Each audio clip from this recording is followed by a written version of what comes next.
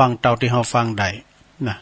แต่เจ้าขอบคุณแม่จุลีกาวิละโดยตำนักสลับปีพุ่นนะบ้านเปิ้นโยมบัวคำจากด้อยหลอดโดยหลายคุณที่เปิ้นโทรมาหลังไม่เนาะมันโทรบัดติดแต่ต้องลงสายมันแน่นในอาการได้สายช่วงที่สองในสายวางแล้วเนาะแต่ว่ามันจะปวดสายด้วยนะ อู่กันไปก่อนกำเดียวจะเอาถ้าวันนิทานก็มใจก็ตำนานจะได้จ้ะหมูกุดแล้วหมาเล็ด มันพินจะได้ก็เดี๋ยวลองฟังนะ วันนี้ก็ศรัทธาญาติโยมมีอยู่8สายบึดก็ทวนสายเนาะทวนสายพร้อมกันทวนเดี๋ยวนี้ก็ได้นะเมซอนเจซอนนี่บันทิเนอะที่แม่เป็นอยู่บันทิเป็นว่าเจซอนบันเจซอนบันทิก็มีนะศรัทธาเปิ้นโทรมาปิ้นสายเหล็กสายที่2ก็แม่จันติบเกตกาลามเปิ้นก็สมัยก่อนนี่มีแต่เด้อเอาศาสตร์เอาหยังเป็นนางผ่อนนางเสด็จนางสายโตลุงนี่นะ สายโตลุงพอกันในบทโตจนว่าสว่างคาตาเนาะสมัยก่อนนี่มันมีแต่โดเป็นหนังเป็นหยังนะเดี๋ยวนี้มันเป็นยุคดิจิตอลมาแล้วนักร้องน้องเบี้ยวก็โทรมาฟังอยู่เนอะตุลุงนะตุลุงรักษาสุขภาพเอาน้ำแอมใกล้ๆจิบน้ำไปตุยขอบคุณน้องเบี้ยวที่เป็นหงเนอะสายที่4ก็แม่บุญพินโรงพยาบาลลานนา อันนี้ก็แฟนคลับประจำลุนบุกเบิกเนอะนี่นะฟังตลอดสายที่5ก็ปัดตั้นเมืองจีเนอะพี่นันดิพนะฟังตลอดเนอะนี่นะเพิ่นก็โทรมาสายที่6ก็แม่จันเรือนไสแม่พญาเจ้าจากเวียงตาการเนอะ เวียงตาการอันนี้ปินนันสายที่6เนาะขอบคุณแม่จันเนอสายที่7ก็แม่อามอนทาดอยครั่งจากแม่ทาส่งเข้าประกวด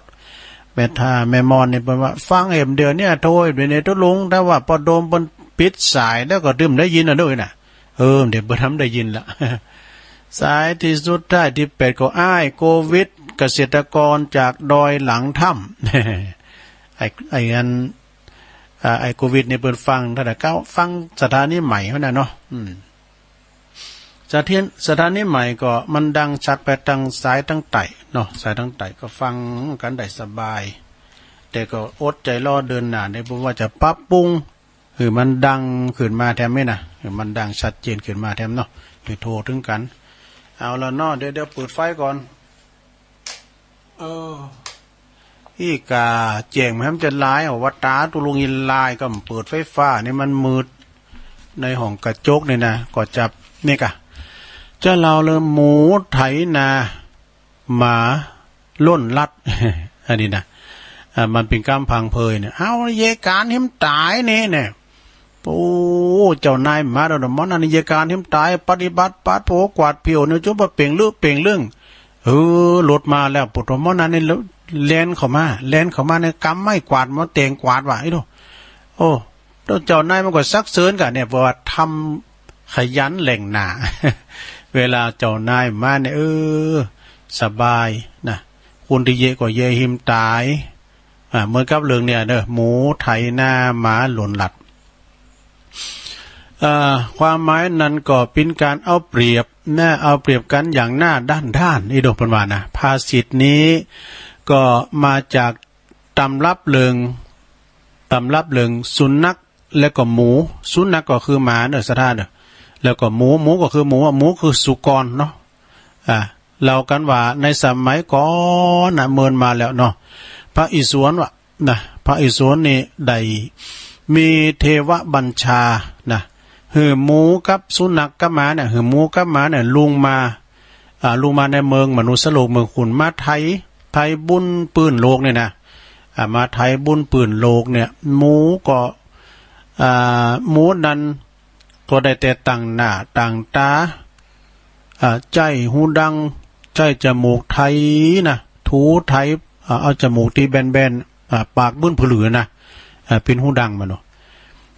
ก็เอาไปกุดไปไทยก่อนนี่นะซะตุลุงเขาเยไฮนาเยไฮพิกนำก่อนนะกันเจอยาน้ำจากนี่อย่างว่าเนี่ยเป็นว่ายาน้ำยาหมูอย่างนี้มันกุดมันได้แต่มันโธ่ยาน้ำจากนี่ก็ฮะ มันก้านหมูก้านหมูก็กูดไปเอาหูดังแบนๆเขามันปึดดินปึดหยังไถไปตามแผ่นดินน่ะส่วนสุนัขนั่นก็มันก็กลับไปรับไปนอนอยู่สบายอารมณ์มันวะนะรับนอนครั้นเมื่อเวลาหมดเวลาแล้วทั้งหมูแล้วก็สุนัขหรือว่าม้าเนี่ยนะกลับขึ้นไปบุญนั้นปุ่นนะไปรายงานเห็น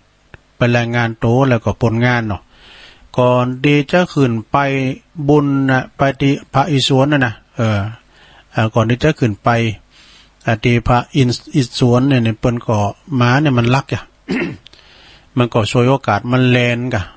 เอาเท้าเขามันตีนเขามันแลนลัดไปตามตีบหมูไถน่ะเป็นห้อยตีนมันเดมนแหละนะอาศัยละลุนลัดไปก็เป็นห้อยสุนัขเดมนวิ่งลัดไปหมูตีหมูเอาหูดังกูดน่ะจนมีห้อยสุนัขติมไปหมดว่ะนะเมื่อพระอิศวรได้ทรงถามถึงผลงานตีบัญชาหือลุงไปทำนะสุนัขก่อนรีบรายงานเนี่ยม้านะก่อนรีบรายงานต่อว่าตนเองเนี่ยทุกขนาดวันนี่ได้ไปมือเอาวันหูดังไปกูดอยู่นะเรียบร้อยหมดแล้วก็ใส่ไล่หมูนี่เอางานให้รับนอนอยู่บ่ได้สบายอย่างหมู นอนอยู่ปื้นก็ไม่พูดนี่นะครั้นหมูก็เถงเข่าว่าตนเองนี่แหละเป็นผู้ที่เอาหูดังถูไทยไปนะเป็นผู้ที่มีส่วนนักเลือเปิ่นแล้วก็สุนัขก็กลับว่ากลับไปนอนแต่ม้าเนี่ยมันเป็นนอนแต่ว่าหมูเนี่ยกูดเอาปากอันบือเขามันกูดไปสุนัขก็ท่าทายกันเจอก็ลุงไปพอแล้วนะลุงไปพิสูจน์พอร้อยเท้าเราไปร้อยตีนไผ่นะในตีดินหันก็จะมีแต่รอยเท้าของจะเป็นรอยเท้าของไผ่กันแน่นะมันตาดูสุนัขมันตาไปลุงไปพอพระอิศวรเนาะพระอิศวรในเจ้าของที่เป็นสั่งให้ลุงมานะพระอิศวรก็เสด็จลุงไปแล้วก็ทรงทอดพระมองดูเนาะพระมองผมใจก็สุมาเนี่ยทรงทอดพระเนตรแล้วก็ทรงหันว่าแต่กันเนี่ยห้อยตีนเนี่ยมันเป็นหลักฐานเป็นห้อยตีนหมาติ่มไปหมดนี่ ห้อยตีนหมาติ่มไปหมดนี่ก็เลยเข้าใจว่าหมานี่จะการดีแต่จึงสาบหือหมูน่ะได้เอาหูดังเลยนะถูไถตลอดไปเนี่ยหมูเนี่ยมันสอบกุดใหญ่ซะนะยามก่อนนี่นะเฮาเก๋อกับหมูแล้วก็มันล้ำกันอยู่เนาะปุดหางควางให้ว่าหมูบางตัวก็กินไก่น้อยนะไก่ก็กันเฮาเก๋อกับหมูก่อนนี่มันจะเป็นอาหารเม็ดหรอกต้องไปเอาตุลุงในตุขนาดไหนไปเอาโยกมาซอยก็ไปเอาพักขาบก็ไปเอาพักหุมน้ำมาฟักตุ่มนะเอาฟักตุ่มแล้วก็เอาเคะก็ย่อมาตุ่มน้ำก่อนเคะนี่นะเคะที่เป็นน้ำนะเอาน้ำมันออกไอ้นี้เอามาตุ่มแล้วก็เอาเศษอาหารเนี่ยของบูดของเนาเนี่ยนะเอามาใส่เดี๋ยวมันกินหมดเลยเอาแกบเอาข้าวเป็นกินเนี่ยบนะไก่ก็ไปกินด้วยซ้ำเดือไก่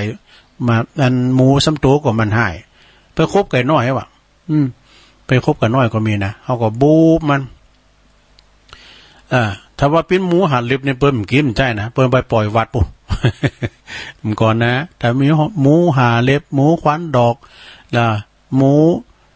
ม้าที่มันพิการก็ไอ้นะมันมี3 ขาก็เขาขอมดีทางนั้นเอาไปปล่อยวัดก็ตู้รู้มันดีเขามาเทงเขาบอกตู้ก็มันดีเนี่ยเปิ้ลแต่ทางปล่อยวัดตู้ลุงไว้น้ำจากคนอื่นนะถึงไหนก็เหือนหือหมูน่ะกุดดินไปตลอดแล้วก็เหือนกินแต่อาหารบูดเนาว่ะดูเมล็ดข้าวคือเมล็ดข้าวก็บ่ได้กินบ่ได้กินหือกินแต่แกบแต่ห้ำว่ะแล้วก็เศษข้าวเปลือกคือปิ้นแกบปิ้นเศษข้าวเปลือกเท่านั้นนี่ว่ะส่วนสุนัขนั่นก็หือกินอาหารดีๆนี่แล้วก็คืออนุญาตให้อยู่ใกล้ชิดกับมนุษย์นี่แต่กับม้ามาดึงขืนหอกขืนม้าเดี๋ยวนี้จะธรรมดาเนอะสะท้าเนอะ ปุถโธก็เวลาเปิ้นเลี้ยงหมานะเฮาเป็นดีเห็นดูมีคุณนึงอ่ะสะดาคุณคนนี้เนี่ยนะจะหักหมาหรือแม่ก็หมดเนาะแม่เจ็บไข้ได้พยาธิตึงเอาไปโรงยาเวลาหมาปิ้นหน่อยเอาไปคลินิกเสี่ยงกำ200 300ก่อนแหน่มันจะว่าถูกนะยาหมาเนี่ยอันก็เวลาแม่อันลุงต้องก็ว่าก่อนลุงต้องก็ไปกินพิษเนี่ยไปว่าแม่ก็เลยว่าหมานี่ว่าจะอย่างกันเจ็บปิ้นเนี่ยมากับฝ้าเอาไปหาหมอไอ้น่ะยาหมอนี่น่ะมันแปลงน่ะยาหมาเนี่ย ไปฉีดฉีดยานี่เดี๋ยวมันมีแต่เนื้อสนาเนอะคุณแต่เมืองนอกเมืองนาพุ่นน่ะปิ้นฝันหลังมั่งคาใกล้น่ะเปิ้นลูกเต่าเหล่าล้านลิ้นเปิ้นจะอยู่กับโดซับเตอเปิ้นไปมีครอบมีโคไปทำงานที่อื่นนะคุณเฒ่าก็เงานี่เปิ้นจะได้ไปกินแป้ตานอย่างเฮาดุมจะว่าไปแป้ตานเตียนที่หานที่นี่โอ้มีอ๋อโธ่นี่ก็เจ้าตังเฮาในกันล้านนะเฮาเนี่ยเปิ้นเฮารวมตัวกันได้เปิ้นจะได้มีเปิ้นก็ซื้อเอามานี่เอามาเยอะเอามาเป็นลูกว่ะเอามาเป็นลูกว่ะก็วันนั้นเนาะตานให้อันน้องเนี่ยก็อันน้องเนี่ยก็ว่าจือบรรณาจัดนี่แหละเขาก็ว่ามันตายหนุ่มตายกำง่าบท4โคงจัดหม้อในทอดให้น่ะพินว่าตานหือหมาว่าหมาเปิ้นตายว่าบทวันนั้นให้กินกับหมาได้จ้ะสุมาเด้อถึงไหนอ่ะ อาหารดีๆเท่านั้นแล้วคืออยู่กับไก่ชิดกับมนุษย์นะหมาเนี่ยมันได้กินกับไผน่ะแสดงมันติดเลยอย่างตุลุงเนี่ยกันเวลาเปิ้นเยกันนั่นบึดๆมันกล้าไปดูมันต้วยลุ่มอ่ะมีหันเตอก็โดนด่าก็ครับหมู่เขานั่นน่ะหมู่หมาน่ะ เปิ้นก็ลังลาสัตว์ตายเนาะหลวงพ่อเขาเปิ้นลาสัตว์ตายเปิ้นลาสัตว์ตายมันบัดนี้มันประทับบาทาลุงกะปดโตด่าเปิ้นเดินถือหมาลวยพระตุลุงมันน่ะอยู่ไหนเอามาต้วยลุ่มมันก็หันในเฮาเดิมไข่ไปไก่วะเนาะมันก็ไปไหนอ่ะมันตัวอ่ะมันยามได้กินกับเฮาลูกก็เป็นอีบ่กัน1ข้าวแล้วก็ตั้งท่าได้ตุ่มข้าวคือหมานี่ตุลุงน่ะก็อย่างโหปลาทูกาเศษอาหารนะตุลุงเอาใส่ถุงแล้วก็เอามาจ่อมไว้ในตู้เย็นไปเอามาจ่อมไว้แล้วพวกเจ้ามาก็เอามาตุ่มอันนี้ตุ่มเข่านะตุ่มเข่าแล้วเอาเศษอาหารนะตุ่มโกนกินน่ะบ่กินจะได้บ๊อบแหละดังนั้นก็หือหมาไก่ชิดมนุษย์ดังนั้นหมูจึงได้อยู่อย่างยากลำบาก อยู่อย่างยากลำบากต้องใจจมูกถูไถดินไปเนาะนะแล้วก็กินแต่เศษอาหารของบูดของเน่าๆทั้งนั้นส่วนว่าสุนัขนั้นได้กินอาหารดีๆนะก็กระสอบนึงตุลุงไปซื้อมานะที่ปากตั้งเจริญเนี่ยอาหารเม็ดนะ600 ปลายโยมนะแต่มากินดิเนอะปดโตตึงตัวน้อยตัวใหญ่กินดิแล้วเขาก็ยอมมันยอมกินอันนี้มันกินครบขึ้นโคบแล้ว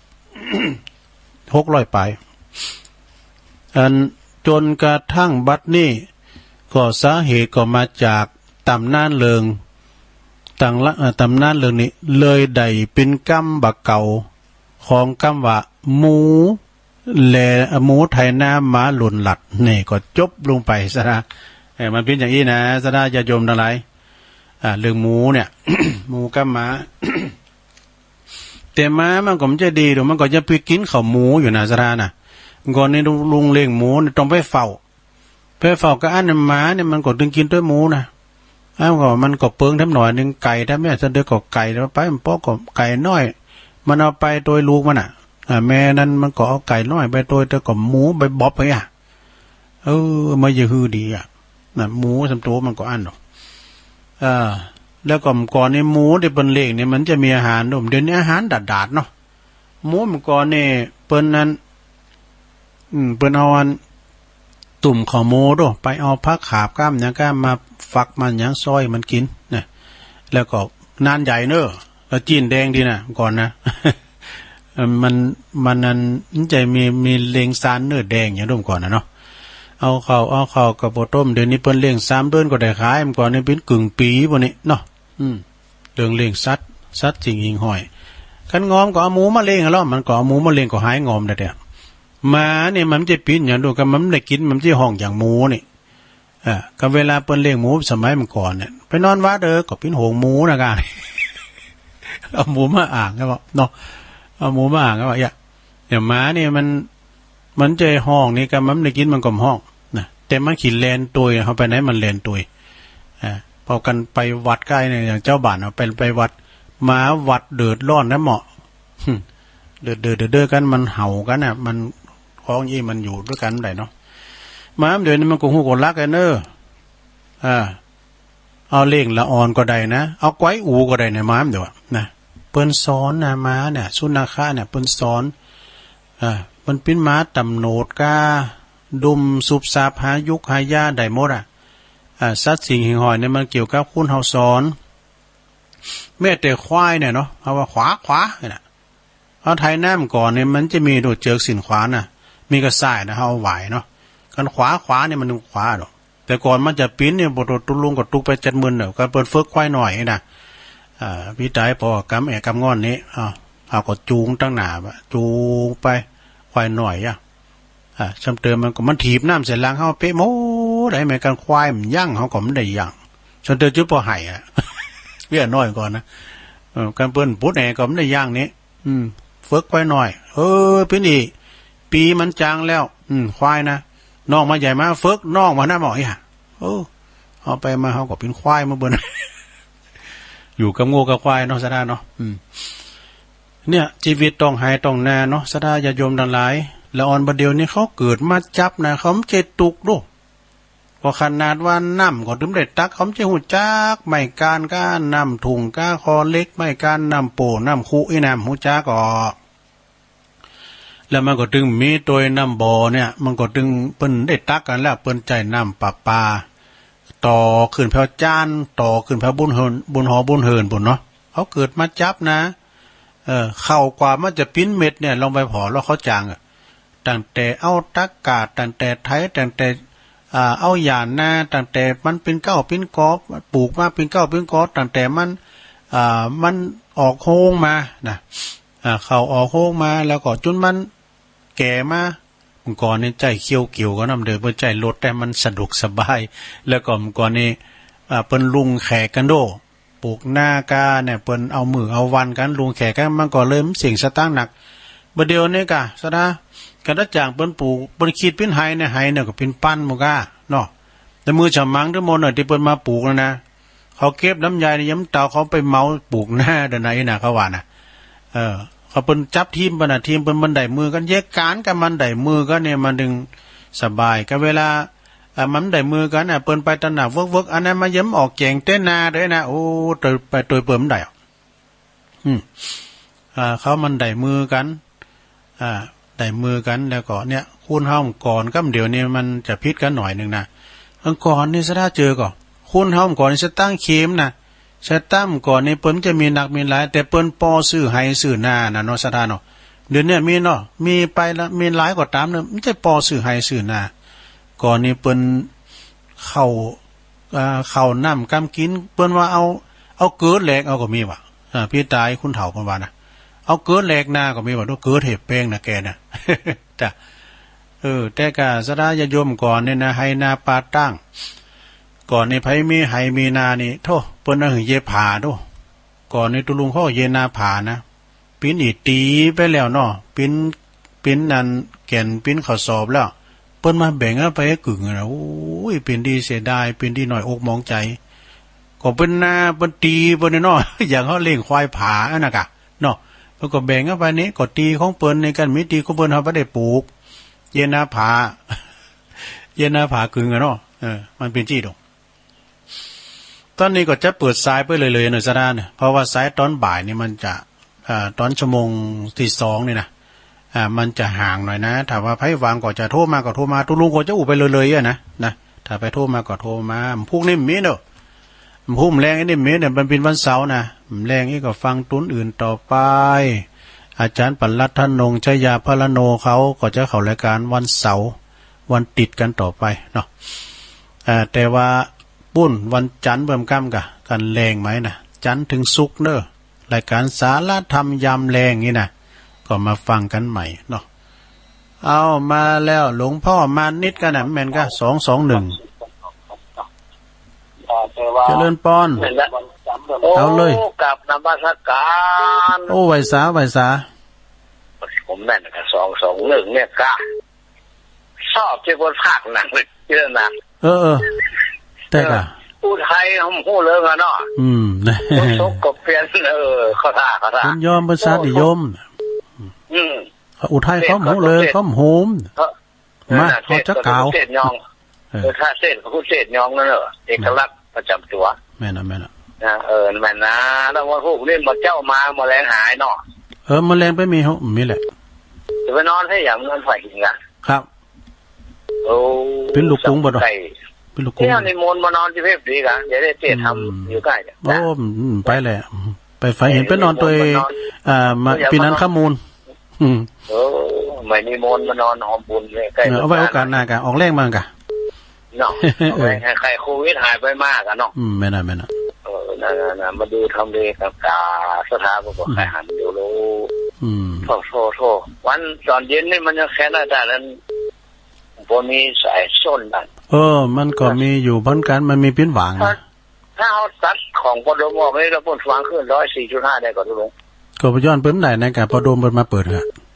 มันยังไปปอดซะไหนจ้ะก็ว่ากันนั้นตัดของปอดมไปก่อนเลยบอกแสดงว่าใกล้มันน้ำได้ยินเอาแล้วเนาะได้ยินเนาะโอ้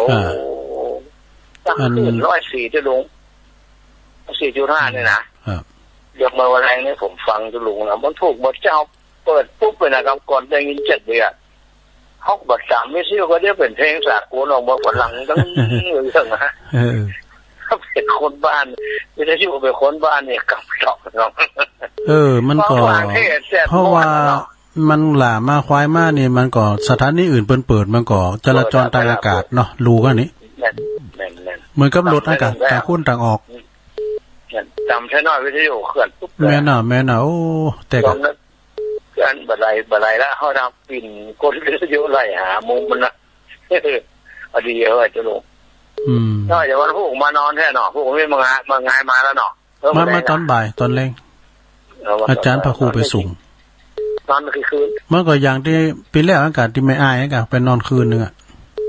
ที่ไปตานเตียนอะไรกัน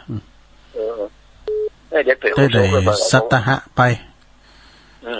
สัตหะกริยาอตุปีพระครูเป็นโคศกอ่ะพระครูแล้วใจเงาที่ใจโคศกน้องตะกี้นะขอลุงน้องลิโมนลุงน้องถ้าตุปีมันก้านหนอพระครูก้านนะอันนี้มันไม่เห็นลุงเลยผมจะภาษาน้องเลยนะลุงน้องให้เนี่ยแค่เนาะ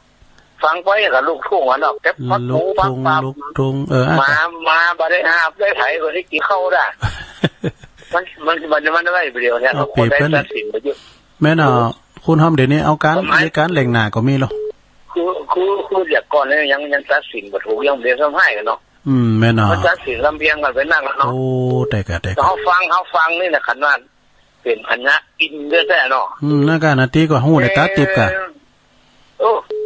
มันคนว่าเปรียบเทียบว่าเดียวนะคือจริงว่าถ้าจะหูกันเนาะจริงเปิ้นหูกับเปิ้นเปรียบเทียบหรอเปรียบเทียบแบบนี้เนี่ยถ้าฟังนี่มันจะโน่นอย่างนี้ลุงที่ชอบคิดอย่างนี้นะชอบคิดอย่างเงี้ยเนาะลูกทุ่งรู้เนาะมีแก่เนาะเขาขอบคุณเลยทีสาธุครับขอบคุณหลวงพ่อนักๆเด้อตกสาหลวงพ่อมานิถาวโรนะสำนักสงฆ์หอมบุญวันนั้นนี่สายบุญของหลวงพ่อก็จะไปตัวกันหลายกันเนอะตาลิโยขอบคุณเด้อหลวงพ่อมานิสำนักสงฆ์หอมบุญป่าไม้แดงดอยสะเก็ดเจริญปอนไม่ใช่เจ้าตุลุงเจ้าไม่ลิแหละเจ้าโอ้ฟันตุลุงวันนี้ทุกมอนใจแต่ดีกันพ่ออาจจะมาเป็นละอองลูกกันเรื่องไปพอนางกำแพงแต่ก่อนนี้ว่าได้กันโตแต่กันก่อนนี้โมนแต่โตเจ้านั่นลูกกันเรื่องอันนี้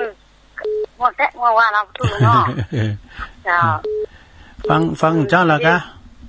เจ้าพูดกันเรื่องหมากับหมูอะไรแด่นะกะมากับหมูเจ้าคือห่ออันเลี้ยงหมูนะกะทุลุงแม่อู้ว่าแต่ก่อนนี้ก็จะมีการน้ำจะมีอาดูแม่เขาอู้กันนะไม่นะก็น่ะ หมูนี่ได้กินแก่หมานี่ได้กินดีจ้ะคู่ติ๊กก็ว่าหมูใกล้เป็นว่าเป็นห้อยเป็นหมามันรักด้วยขอบคุณในแมนดีเนอร์เนาะสาธุเจ้ากำลังใจทุลุงนะเจ้าโอ้ขอบคุณอันนี้แม่ลิห้วยโทกอำเภอบ้านหุงมอนเนอร์แฟนคลับประจำเหมือนกันนะเจริญปอนบ่าย3บ่าย4เปิดสถานีฟังตุลุงยอโอ้ลื่นหลงเข้ามาแล้วนักเทศเสียงทองชื่อเสียงทางฟ้าธานีโอ้เนี่ยแหละจริงเสียงจริงโอ้ตุกีลื่นหลงเฮาดูพี่ไอ้ใต้หัวไหวสาเนอเจริญปอนกันไต้วัดนาคาซีโนหายไปหลายวันเนี่ยเจ้าหายไปหลายวันสีม่วงเจ้าในครั้งได้ยินบ่เดียวรักทิพย์บ่เดียวด้วยเด็กอะเจ้านี่ก็เต็กฟังอยู่เนาะครับสายเนี่ยมันถึงห้ามมาลุกแต่เนาะเต็กะมันวางเป็นเตือน่ะสายห้ามมาลุกแต่กะอันยังวะเจ้าอันเดี๋ยวนี่หมูอาการขึ้นไม่ได้โอ้เด็กเจ้าอันเจ้าหมูบอกให้ก่อนลุงใจอ่ะเดี๋ยวนะครับคนทำมันต้องมีผิดพลาดกันนะครับแต่ผมก็สามารถที่จะจับมือไผ่ดมได้ครับเจ้าหมูตัวเก่าอ่ะอย่าลืมแล้วก็อย่าพลาดอีกเวลาหาโอกาสมาชมมาเจอได้คืนนี้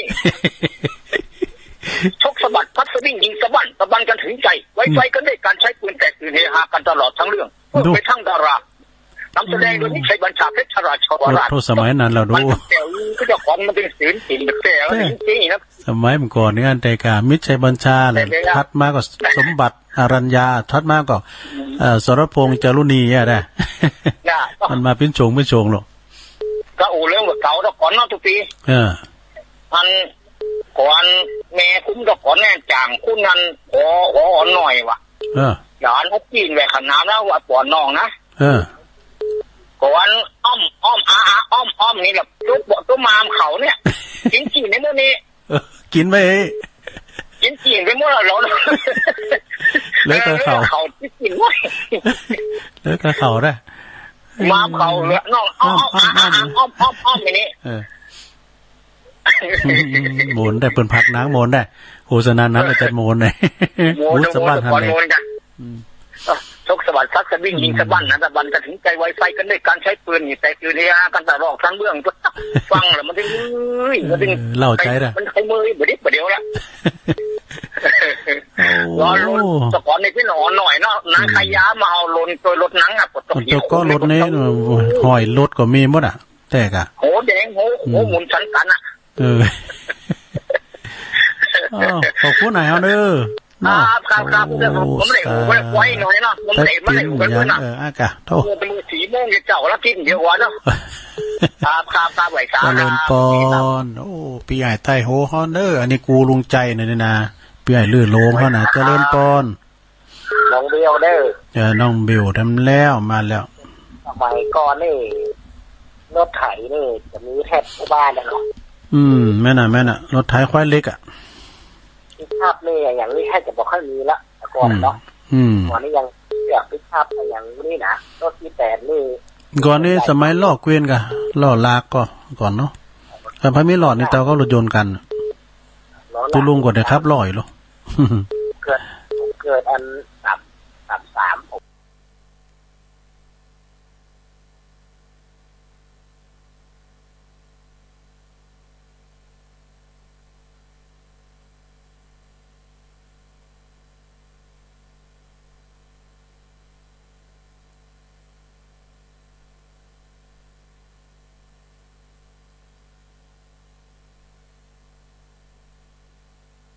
รักเข่ารักเฟิงรักฐานโอ้กับวันกระจรพอใจกันเด้อจิตอาสาแกวันสาก็รู้โอ้ขจรพอใจเหมือนว่าเด้อมาได้อันโทรหาตุลูแป๊บเพียงอย่างก็โทรใจเหมือนกันอ่ะใจก็คือตึงให้กันน่ะหนอจิตอาสาดูต้องช่วงนี้มันยังอันบุญกะที่เอานั่นกะแม่นเนาะป้ากะมันท่าน คุยกันไปโยมเห็นว่าอันมาถามมันชื่อพี่ได้แล้วกรวุฒิทัตตศิริบดิกาธรรมทัศสี ธรรมทัศสีมันน่ะครับผมต้องถามมันกรวุฒิทัตตศิริธรรมทัศสีครับการไว้พอได้ยินก็รู้ออกอันอากาศเข้าที่จองก็ออกแล้วเนาะหมดสมองเพราะอันยังหมดตื่นนี่เลยทุกลุงเนาะโอ้รับไปเตอะเป็นยังคุณหนุ่มคุณกรรมหรอเนาะครับโอ้เจ้าถ้าจะเป็นหลายเดือนนะเด้อนักการจิตอาสาด้วยไปช่วยวัดถึงวันเนาะครับถึงวันหมดเนี่ยมันมาปฏิบัติหลายแล้วก็อันอันหนึ่งมีทางหนึ่งอันหนึ่งมีทางหนึ่งเอาก็อันอำนวยความสะดวกก็เนาะสายแบ่งบุญกับเพื่อนนี้ไม่ได้เป็นยังดีแล้วศีลเสมอกันศรัทธาเสมอกันกับแม่บ้านเนาะแม่บ้านกับตอนปฏิบัติมาวันนี้ไม่ได้ฮะก็ได้5 โมงนี่จะขึ้นไปแต่มาโอ้ดีแล้วช่วยกันไปเนอะครับขอบคุณพี่ไอ้เขาเนอะขจรพอใจอันนี้ก็เป็นจิตอาสาเนอะนี่นะเป็นโฆษกกดจัดเน็ตนะเท่าเคยอันมา1มา2ด้วยกันเนาะเจริญปอนกลับมาซาจะลงจ้าแม่พรป่าเศร้ามาแล้วจ้าอันลื่นลงเป็นคนพากนางได้เก่งนะจ้าแต่โปโตอาละเนอะศิลปินเก่าลูกนะกูเดียวก็ลุงใจอ่ะเดียวกันจ้ะพระเจ้านี่ยเจ้าไข่โหใส่อันก็ลงกับล้างจะเล่านิทานเนี่ยอะไรแข็งที่สุดเดี๋ยวสายมาต่อติดต่อเจ้าเราจนเช้าเนาะจ้ะเจ้าเราพุกอะอะไรแข็งที่สุดจ้ะจะข่าวฟังนะจ้ะจะลงเนาะเดี๋ยวคงมีสายต่อมาเป็นน้อยสายแรกเนาะพระเจ้านี่นะไม่น้อยสายแรกจ้ะติดพันกันโอ้ทำมาน่ะจะลงทำเรานิทานเห็นละเนาะจ้ะแต่กมลนะเจ้าฟังโทรมาโยมฟังคืนไหนน่ะโยมพรอ่ะคือ104เจ้าโอ้ตำปูนบรรทับใดนี่แต่เจ้าตำปูนบรรทับใดแต่มาเจ้านี่จะชัดเจนกว่าเจ้าอยู่บนผ่านจ้ะแต่มาวันนี้มันจะมีสื่อรบกวนอยู่เจ้านี่กับมันฟังใดเป็นเดียตอนนี้มันได้ยินสักอีกสักออกอ่ะจ้าฟังก็ประดมนะกะครับแดนดินถิ่นล้านนาพระเจ้านี่แดนดินถิ่นล้านนา103.50นี่ก็ฟังได้ชัดเจนนะนั่นน่ะคืนเป็นไปแดนดินโมนี่อย่างไม่คู่ละวันเป็นฟังนิ้มใดจ้ะฟังเมื่อวานฟังบันเป็นขึ้นเมื่อคืนนี่ได้เจ้าปิ่นเมื่อเจ้าจ้ะแล้วยังนี่18.5เนี่ยนะจ้ะยังไม่ค่อยเงินไหลพอเติร์ถ้ามันป้านไหนก็ฟังหันหน้ากันเนาะจะ104นี่จะชัดกว่าเจ้าแม่น่ะ104นี่มันตุ่นแบบด้วยมันแม่ขายใหญ่หรอจ้าไฟหินเนี่ยวันนั้นก็ไปป้ากันบุญเนอแสดงตัวด้วยเนอะจ้าใจก็ลงเลยจ้าขอบคุณโยมพรหนักๆเด้อเจ้าป้าจะลงเลยจ้าสาธุกราบไหว้เจ้าอันนี้เป็นชิดพระบาทตักผ้าเนอนี่นะชิดพระบาทตักผ้าโยมพรเป็นแม่กาแต่ไม่ขายเหล้าขายมูลีไม่ขายเจริญปอนมาแล้วปอบุญมีเหมือนนันดิบปอบุญมีฮะข้างหลังจ้างให้พักน้ำก็จ้างอ่ะก่อนนี่เป็นนั่นนะควายแล้วกันกะก็ควายกันแล้วเป็นลูกจ้างเพื่อนก็อยู่กับเพื่อนเป็นลูกจ้างเลี้ยงควายนั่นกะครับจ่าเลี้ยงควายอ่ะพุทโธแต่เขาก็ถึงควายเปิ้นควายตัวไหนๆก็เป็นเลี้ยงฮะนะเอาเลี้ยงไปถึงหมูนะไอ้ดูครับจ่าแล้วควายมันก่อนก็ลึกกันนะหายนะเขาได้เป็นคู่ใหญ่อะได้ฟาดอ่ะแล้วเสียวซับว่าเขาได้เป็นคู่ใหญ่นะซับไอ้เนาะเสียวไอ้เนาะเขาถ้าได้ฟาดอ่ะเขาเอาเป็นนั่นควายเป็นนักเรียนมากะผมเรียนเรียกว่าเชี่ยว่าผมต้องเรียนมาได้นะผ อดหลังควายแล้วล่ะนั่นก็โอ้ขี่ควายจางปิ้นขี่กูตัวควายมันก่อนนะเนาะก่อนไปเรียวจักก่อนนี่ก่อนงานเกี่ยวย่างก็คงร้อนนะแม่น่ะเกี่ยวยางงูล้อนะงูล้อรถยนต์เรียกว่ากันโอ้แต่กะบทตู้งูล้อมก่อนได้มีการมันมีรถยนต์กันครับพอบุญมีนี่เข้าใจกันเนาะหุ่นเก่าเหมือนกันเนาะเป็นลูกจ้างเป็นวันนี้เป็นลูกจ้างก็หลายคนหลายเจ้าโอ้ไปร้านลุงกับพาเราภาษาคนรักกันเนาะโอ้แต่กะครับล้อก็ครับมาแล้วดูเอาล้อไปข่มกับเมียเอากับเป็นหัวโง่น่ะโง่มันบิดลิ้วกำเดียวอ่ะต้องเอากันตายด้วยเลยเนาะโง่ขึ้นมันขึ้นเอาตัวหลอดอ่ะแค่มันก็รับไม้กว่าคนลากกระโหลกเลยนั่นกะดอยก็ลากหลอนแบบดอยพุ่งโอ้แต่กะพวกหน้าพัดแดงว่าไปนั่นกะขอบคุณปอบุญมีหลายๆเด้อครับอนุโมทนาบุญเรื่องประจำเดือนนะเอากับไปอันน้อยนี่น้อยประสบการณ์ด้วยเนาะอันนี้ปอบุญมีเป็นประสบการณ์เปิ่นอูกันมาเดิมเป็นยังเป็นกันเองเจริญปอนฮัลโหลติดแล้วแม่ชวนพิษเมืองฝางอ่ะเจ้าโอ้แม่ชวนพิษเนี่ยเจ้าฟังกูเจ้าอ่ะเจ้าแต่มันได้โทรแม่ชวนพิษเนาะที่อันแม่เขาจะไปอยู่เนอะวันที่12นะมากันมาปักกันเด้อเจ้าเตรียมกันละจะไปตัวยันตุปีเลินนะคะนั่นก็ตุปีเลินน่ะมาเราตุปีเลินเมื่ออันตุลูเขามาที่อันเมืองฝางอันที่แม่เขาที่นั่งตั้งหลังนะกะที่อู้กับตุลุงน่ะที่นั่งตั้งหลังน่ะนะเจ้าอันนั้นน่ะที่ไปเวียงปากเป้าค่ะแม่นน่ะแม่นเนาะนึกภาพแล้วดีกับมาปักกันเด้อเจ้า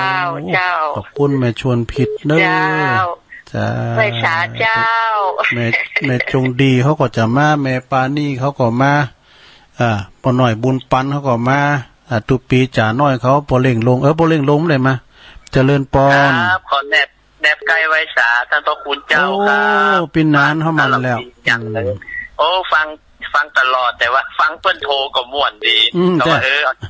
แจมเปิ้นสักหน่อยจะเข้าสู่สูงวัยผู้ขี้เก่าขี้หลังก็ม่วนเนาะท่านเจ้าเนาะจะได้มันย้อนอดีตบ่ได้ละอ่อนเขาฟังเนี่ยแต่เฮาดีเนาะยุคของเฮาแล้วท่านเจ้าคือได้ตันติงของเก่าเป็นงัวเป็นล้อออกให้ออกนาและตันของใหม่เป็นโทรศัพท์มือถืออันยังนี่มันเป็นยุคใหม่แต่เฮาก็ยังตันได้ใจกับเขาอยู่เนาะได้กับรวมสมัยกับเขาอยู่รวมสมัยบอกว่าน่าต่อไปแน่หน้าเจนลูกเจนหลานเขาจะทันสมัยอย่างใดบอกว่าท่านเจ้าเนาะแล้วแต่มีเฮบินขี่กุ้นกันจ้ะเพราะว่าอันน่ะแต่ก่อนนี่เปิดว่าหูติดตาที่เพราะว่าเปิดใครจะอูเล่นกันฮะมันก็ปริศนาแต่เราได้หูได้หันอูเห็นที่ไหนที่เบาก็ได้หันหน้าหันตาเนาะท่านเจ้าเนาะแต่กะมันก็เป็นอวิวัฒนาการของทั้งโลกของเราเนาะได้หูเป็นบุญวาสนายังฟังน้ำฟังธรรมแต่ก่อนนี้ต้องไปฟังที่วัดจะไม่ไปเดียวเปิดวิทยุอยู่ที่ไหนก็ได้ยินหมดเนาะท่านเจ้าเนาะแม่นแต่กะมันก็ทันสมัยดีแต่ครับครับขอแนบใกล้ไว้สาท่านเจ้านะครับขอไว้สาครับคุณปีนานอันนี้นี่เปิ้นอยู่สระปีอย่างหนึ่งเปิ้นสอนลูกสอนหลานอันนี้นะเกิดเรื่องกินเรื่องตาเพิ่นสอนวันที่12บ่ก็จะไปเด้อเจริญปอนจ้าตู้ครับตู้ลุงทำได้จ้าจากสระปีสระปีนั่นแหละปีนั้นหยังนี่นั้นปึ้งนะคะปีนั้นปึ้งปีนั้นปึ้งโยแม่ตู้ลุงกูเตี้ยนะคะแต่กะปีนั้นปึ้งเพราะว่าไม่ได้ตู้ลุงแก้เมื่อวันนี้อู้คำว่ากำกะสลับปีอย่างหนึ่งเนาะแต่ก่อนมันม่วนเราตู้ลุงแม่น่ะปู่ก็ตาจำง่ายแน่มันพอแต่กะสมัยมันก่อนนี่เปิ้นเจ้าว่าน้อยตาน้อยก็เรียกก็ได้กินแล้วแม่น่ะมันไม่ใช่ต้องผิดเนี่ยอย่างเดียวนะอดโตมก่อนในวัตถุดิบแต่ปันคล้ายๆกับห่างแต่กินเนี่ยไปข้างหน้าน่ะก็ได้แต่เกิดกินพักเวรกัมจังก็มันมีสับปะหน่อยเนาะมันจะเกี่ยวป้อมมีของกินแล้วตาตะลิมได้3 นาทีได้3 นาทีอยู่อย่างมันเป็นอันแต่หน่อยแต่ก็ผมไปซ่อนโดยคนเท่าหรอ แต่แจ้งให้นะลูกป่าน้อยฝ่าก็ว่านี่6กบของการนี่อยู่ของผมบอกให้มีทุลุเป็นป่าน้อยเป็นป่าลูกน้อยป่าขาวน้อยอย่างเงี้ยป่าลูกคอกลูกคอกวันน่ะก็เขาว่าแอปกันเพื่อเอามาแข่งใจรอไปโชว์ไปเชื่อไปได้ไปขับก่อนตุ๊กหูแดดร้อนพ่อเนี่ยแม่น่ะอย่างทุลุงว่านะคะอย่างก็เฮ็ดนี่เมื่อยังลุงแต่เฮ็ดเนี่ยเฮ็ดเฟืองไหนไปพอแล้วมันมีแล้วเนี่ยโอ้เป็นว่าฟังทั้งหมดมาอ่านกันน่ะโอ้มันมีแล้วแต่ทุลุงบ้านมันจะมาพอกินแล้วพี่น้องหลายนั่นกะโอ้เป็นมารู้นะนี่แต่ก็ผมก็ไปเนาะไปจะแข่งร้องกับไปจ้องไปแกะไปต้อนแต่คนเอาเนี่ยเนาะทำมาให้กินก่อนมาเขากินเค็มเนาะตั้งก็เค็มแต่ก็เป็นมีน้ำใจกันมันบอยิดเหมือนเดียวเนอะโอ้มก่อนเป็นจะเป็นหนีเป็นสินกันหรอแต่เราพอรู้มันนั่นกินไปตามนั่นเนาะฝากเพื่อนคนรู้พ่อโอ้ขอบคุณเลยเป็นนานเนอะโอ้สาธุเป็นนานปึ้งมึนนักแก่เด้อเป็นนานปึ้งโทรมานะโทรมาดำกำผู้ก็โทรมาดำเด้อเป็นนานปึ้งสารปีแต่ก็ปีนั้นจากสารปีอย่างเนื่องแถมนะโอ้อันนี้นักปราชญ์เด้อนี่นะนักปราชญ์โอ้เนี่ยขอบคุณเด้อปนหน่อยปนนั้นเขาเนี่ยเปิ้นละกันดูเนาะคือกำลังใจกันดีมาแล้วแม่ปราณีโตด้วยเจ้าล่ะใส่แรกก็มาตีตะคืนกันน่ะปราณีสุดที่น่านไม่เจ้าแต่เจ้าก็ว่าตีมาได้ชักกรรมอันตุลุงมันนิดเพิ่นจะมาว่าเพิ่นอันแกงบ่ฟักว่ะเด้อแกงบ่ฟักท่าเพิ่นโอ้ยบ่ยังกินว่าลูกเฮือหลานเกี่ยมอย่างชักย่างเพิ่นบอกแล้วโอ้เกี่ยมหยังเกี่ยมหยังเพิ่นจะมาไม่นี่จะถามก็ลุงกันก็ลุงว่ามียาทาแข้งสักอันละกะมีห่อตุลุงถ้ายามเนี่ยสักตัวนี่มีน้ำมันได้ที่พุทธมาตามที่มีอย่างนี้จ้ะก่อนมีกำได้เสาะไว้เหรอเนอะมันปวดแข้งมาได้ส่งเจ้านี่นะแต่ปวดว่าปวดก้อขาก็นี่ก็คอยอันก็มีแต่เก็บไว้เหรอเนาะกับเปิดมาตานแล้ววันนี้ฉันมาเที่ยวบ้านแต่งบ้านใช่ไหมโอ้ไปโฮมการงานนักกันเนอะมันมาเที่ยวที่เป็นโต๊ะเป็นตังที่โต๊ะรับแขกแต่ไปยกนักหรือไปยกนักเจ็ดปองนั่นมาได้เจ็ดห้าปองมาได้ลูกหลานมาช่วยหันเนอะยินดีแม่หมดแล้วมันมีหลายร้อนทำงานเป็นยังวันเสาร์วันอาทิตย์จ้าเต็งสักทีว่าตัวลุงจ่ายแรกตัวจ่ายสุดท้ายเหรอดีกะวันเดียวนี่เห็นว่าจะจ่ายแรกตัวไทยวันเดียวเนี่ยมีเวลาอยู่มีเวลาถ้าตัวลุงด้วยบ่ายโมงก่อนไว้เจ้าตัวลุงหมดแล้วนะแต่โทรได้พวกเจ้าฟังแท้เนาะไว้จ่ายเจ้าหน่อยเนาะโอ้อันนี้หลวงพ่อวัดนำบ่อเศร้าว่าเพิ่นมาแอวแล้วนะเอาปาต้ามาเหยียบยำในคุมแล้วเป็นมงคลแล้วบ้านแม่ปานี่เนี่ยเจริญปอนข้าพเจ้าเจ้าตุลุงรอบ2เจ้าอ๋อแม่บุญพินมารอบ2แล้วคนเฮาถ้าประจำเสาหลักอะการงานการเงินมั่นคงเนี่ยมันแน่นอนนะลุงได้เป็นเสาหลักของครอบครัวเนาะแม่น่ะแต่แม่โยมแม่บุญพินเกิดตามเสาไม้กับบ้านวัดเจดีย์ท่ามหาแต่ปวดโถสุดยอดแล้วกฎหมายเขาเป็นเสาหลักได้เป็นเสาหลักจะลุงว่ะท่านเสากับหัวเข่ามันหายกับปวดตัวแข้งขาเนี่ยเปรียบเหมือนเสาดูฐานอ่ะตามฐานพื้นฐานเขาดีเป็นเสาหลักเขาบอกว่าถ้าไปนี่เป็นเสาหลักลุงก็ได้เป็นเสาหลักโอ้แม่น่ะแต่กะขอบคุณแม่บุญพินรอบ2เนาะสาปะกันสาธุโธ่เขาก้มมิติอยู่นั่นเลยเนี่ยคุณใดก็จะไปหมดอ่ะเจริญปอนมาจากการเจ้ามาแล้วยายพรร้องโวแดงสันกับแบงเจียงใหม่แม่พรมาแล้วฟังเจ้าอะไรแม่พรยายพรมีฝุ่นอ่ะแม่มี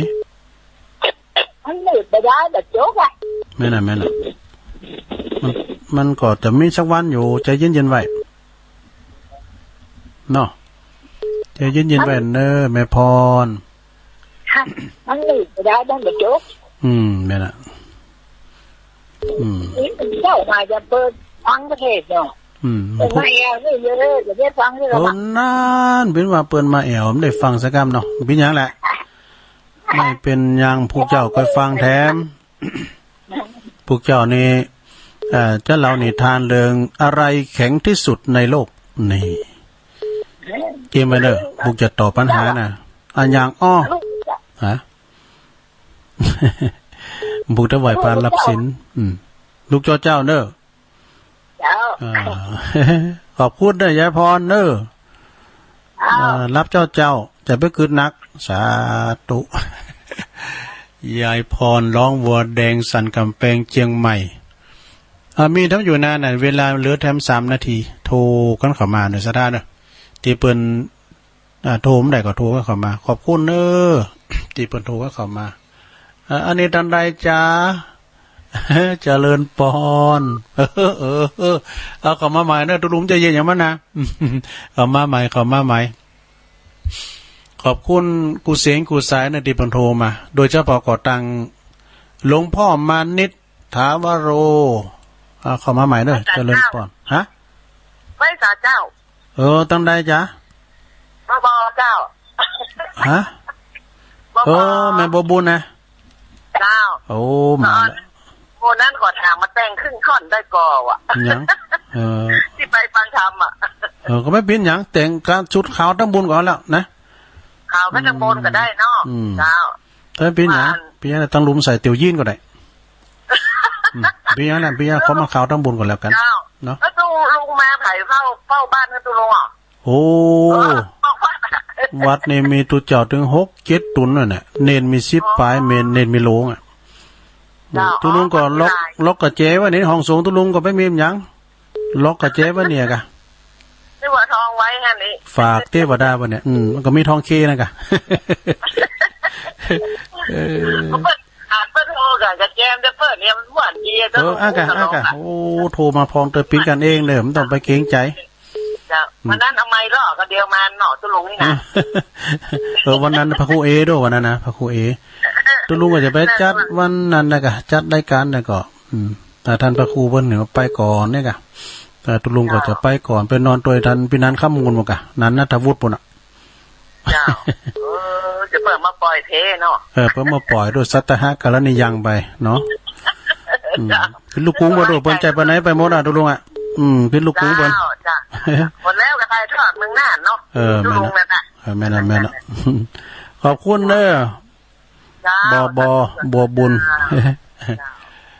อันนี้ก็เปิดฟังปิ้นประจำจบพอดีแม่บัวบุญนี่ปิ้นสายสุดท้ายก็แล้วกันเนาะเพราะว่าจะจบเวลาตุลุงไพ่มันต้อมแต้นก่อนผู้ก็ฟังแถมสดาญาโยมเนาะก็โทนสายแต้มกำ1ก็สายที่เก่านะก็หลวงพ่อมานิตถาวโรอันนี้ผู้นำบุญจาก